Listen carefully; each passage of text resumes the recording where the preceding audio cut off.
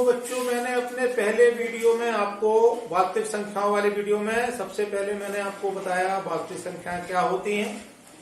फिर वास्तविक संख्याओं के दो मुख्य सिद्धांत बताए हुए थे, ठीक है, यूक्लिड विभाजन प्रमेय का और अंकगणित की आधारभूत प्रमेय। फिर पार्ट 2 में मैंने आपको यूक्लिड विभाजन प्रमेय का प्रयोग करते हुए मैंने आपको कुछ क्वेश्चन हल करके बताया। अब हम आ रहे हैं यूक्लिड वास्तविक संख्याओं का जो दूसरा और सिद्धांत है अंकगणित की आधारभूत प्रमेय पर आधारित आपके अनुप्रयोग, ठीक है। तो अंकगणित की आधारभूत प्रमेय के अनुप्रयोग का अपन लोग कैसे प्रयोग करते हैं? धनात्मक पूर्णांकों का एलसीएम व एचसीएफ ज्ञात करने में करते हैं, संख्याओं की अपरिमेयता सिद्ध करने में करते हैं और परिमेय संख्याओं के दशमलव प्रसार के प्रकारों को निर्धारित करते हैं अंकगणित की आधारभूत प्रमेय के मदद से, ठीक है। तो एक हमने यह क्वेश्चन लिया हुआ है, संख्याओं को अभाज्य गुणनखंडों के गुणनफल के रूप में व्यक्त कीजिए। कुछ संख्याएं दी हैं, 140 दी है, 150 से 3825 दी है, अभाज्य गुणनखंडों के गुणनफल के रूप में। तो देखो कैसे करेंगे, 140 ले लेते हैं। हमने सबसे पहले ले लिया 140, ठीक है। तो 140 हमने ले लिया, इसके हमने क्या कर दिए, फैक्टर कर दिए। सबसे पहले छोटी संख्या से भाग दे दो, 2 सत्ते 14 और 0, फिर 2 तिया 6 और 1 7, 2 पंजे 10, फिर 5 सत्ते 35 और 7 एकम 7, 2 सत्ते 14, 0 की 0, फिर 2 तिया 6 और 1 7, फिर 2 पंजे 10, फिर 5 सत्ते 35, 7 एकम 7। इसको ऐसे लिख लेंगे, 140 is equal to 2 into 2 into 5 into 7। तो 140 इज इक्वल टू 2 की पावर 2 इंटू 5 इंटू 7। तो ये जो हो गया आपका अभाज्य गुणनखंडों के गुणनफल के रूप में हमने किसको लिख दिया, 140 को इस तरह लिख लेते हैं। देखिए 156 को भी देख लीजिए, 156 है, इसको भी काट दो 2 से, 2 सत्ते 14, बचा 1, फिर 2 अट्ठे 16, फिर जो हो गया आपका 2 तिया 6, फिर बचा 1, 2 नाम 18, फिर 3 से काट दो, 3 एकम 3, 3 तिया 9, फिर 13 1 जा 30, 13 एकम 13। इसको अपन लोग 156 को कैसे लिख लेंगे, 2 इंटू 2 इंटू 3 इंटू 30। तो 156 इज इक्वल टू 2 की पावर 2 इंटू 3 इंटू 30। तो संख्याओं को अभाज्य गुणनखंडों के गुणनफल, अभाज्य गुणनखंडों के गुणनफल, देखिए ये सारी अभाज्य संख्याएं 2 3 13 5 7, इनके गुणनफल के रूप में हम लोग इस प्रकार लिख लेते हैं। एक और बचा है, चलिए इसको और बता देते हैं। 3825 है हमारे पास। अब 3825 को हम लोग, लास्ट नंबर 5 है तो इसको 5 से दे देंगे, 5 सत्ते 35, बचे 3, 5 छिक्का 30, बचे 2 और 5 25, फिर 5 से काट दो, 5 एकम 5 और 2 7, फिर 5 25 और 1 26, तो 5 तिया 15। अब देखो 3 है, 3 से कट जाएगा, 3 पंजे 15, 3 एकम 3, फिर 3 से काट दो, 3 एकम 3, बचे 2, 3 सत्ते 21, फिर 17 एकम 17। तो 3825 को हम लोग कैसे लिख लेंगे, 5 इंटू 5 इंटू 3 इंटू 3 इंटू 17। तो 3825 को 3 का स्क्वायर इंटू 5 का स्क्वायर इंटू 17। तो दी गई संख्या को हमने अभाज्य गुणनखंडों के गुणनफल के रूप में इस प्रकार हम लोग लिख लेते हैं, ठीक है। चलिए और आगे लेते हैं क्वेश्चन। अगला क्वेश्चन है, उसमें एक नया तरीका अपनाएंगे हम लोग, एचसीएफ और एलसीएम ज्ञात करेंगे। क्या ज्ञात करेंगे, एचसीएफ और एलसीएम ज्ञात करेंगे।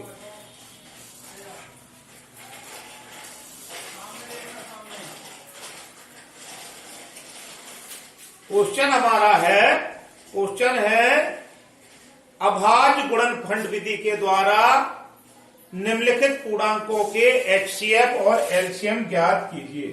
12, 15 और उसके बाद है आपका 21। 12, 15 और 21। इन संख्याओं को हम लोग को क्या क्या करना है?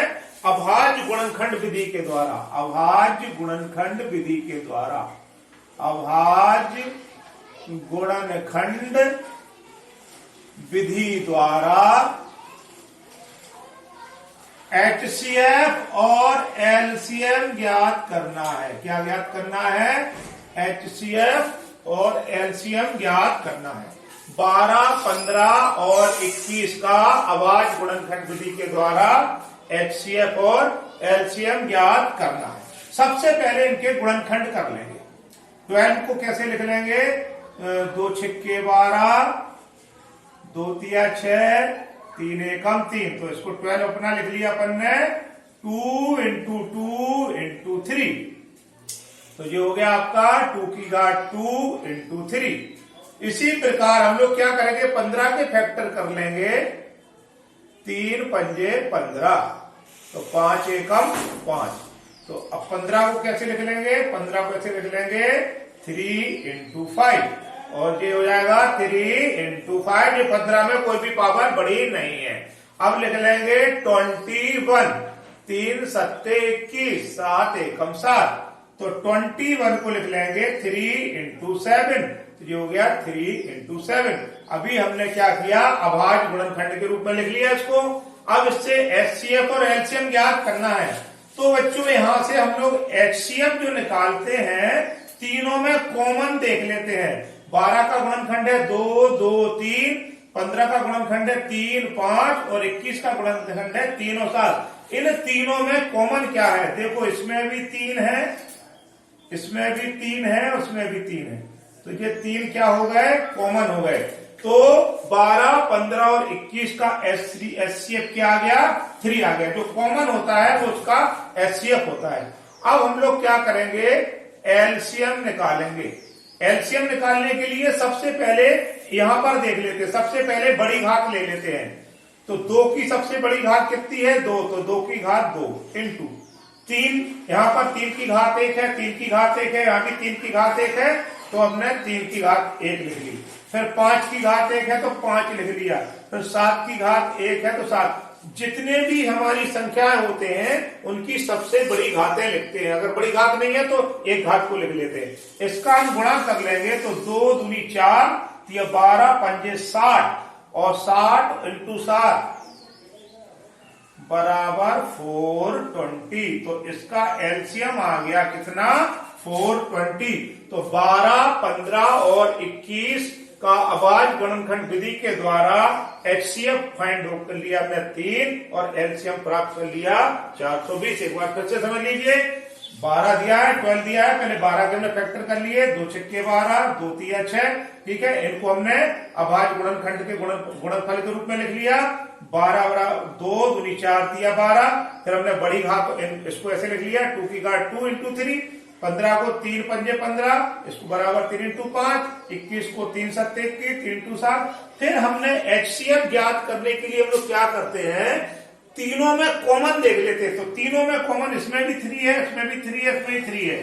तो 12, 15 और 21 का जो HCF है वो कितना आ गया? 3 आ गया। LCM के लिए हम लोग क्या करते हैं? यहां पर देखते हैं, सबसे बड़ी घातें देखते हैं। 2 की सबसे बड़ी घात 2 है तो 2 की घात 2।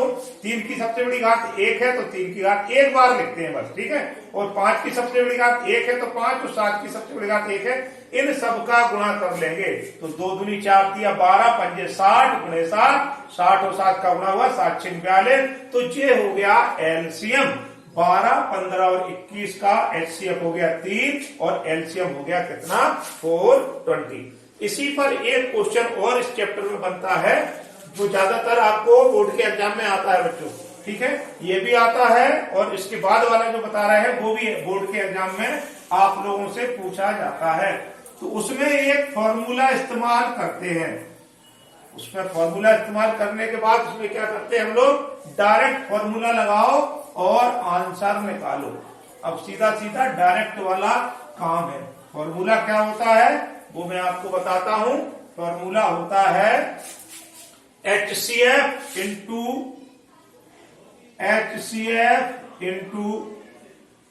LCM बराबर पहली संख्या गुणे दूसरी संख्या। ठीक है, जी आपका फॉर्मूला हो गया HCF इंटू LCM बराबर पहली संख्या गुणे दूसरी संख्या। एक क्वेश्चन ले लेंगे, क्वेश्चन हमारे पास है, क्वेश्चन है HCF 306,657 is equal to 9। LCM 306,657 हमको निकालना है। दो संख्याएं दी हैं 306 और 557, इनका HCF हमको कितना दिया है 9। इन्हीं संख्याओं का हमको क्या निकालना है, एलसीएम फाइंड करना है। सीधी सीधी कहानी है, आप लोग इसको पढ़ लेंगे। फॉर्मूले में फॉर्मूला लिखेंगे HCF इंटू LCM बराबर पहली संख्या गुणे दूसरी संख्या। HCF हमको कितना दिया है 9, LCM हमें निकालना है। पहली संख्या कितनी दी है 306, दूसरी संख्या दी है 657। 9 को बराबर किस तरफ ले जाओ, तो LCM बराबर 306 गुणे 657 बटे 9। बस इसको काट पीट के जो भी आएगा आंसर वो आपका आंसर होगा। 3 से काट दो, 9 से कट जाएगा, 9 तिया 27, 28 29 30, 3 बचे 9 चौको 36। ठीक, तो एलसीएम बराबर हो गया आपका 657 इंटू 34। इसका मल्टीप्लाई कर लो, 657 इंटू 34। 4 सत्ते 28 की 8, 8 लाई 2, 4 पंजे 20 और 2 22, 4 3 24, 25 26, 3 सत्ते 21 की 1, कहां से आए 2, 3 पंजे 15, 16 17 और 3 6 18 और 1 19, 8 3 7 और 6 13, 9 2 11, 1 12, 1 और 1 2। तो जो एलसीएम हमारा आ गया वो आ गया 22338। कैलकुलेशन आप कर लेना, हो सकता है कैलकुलेशन गलत हो, वैसे कैलकुलेशन गलत होता नहीं हमारा। तो आप ये आपका एलसीएम आ गया 22338। तो दो संख्याएं आपको दी है, उसका एचसीएफ दिया है, तो एलसीएम हमको क्या करना है, ज्ञात करना है। अब अगले वाले स्टेप में, अगले वाले वीडियो में हम आपको संख्याओं की अपरमेयता सिद्ध करना बताएंगे और परमेय संख्याओं का दशमलव प्रसार की प्रकृति ज्ञात करना बताएंगे। वो नेक्स्ट पार्ट में बताएंगे।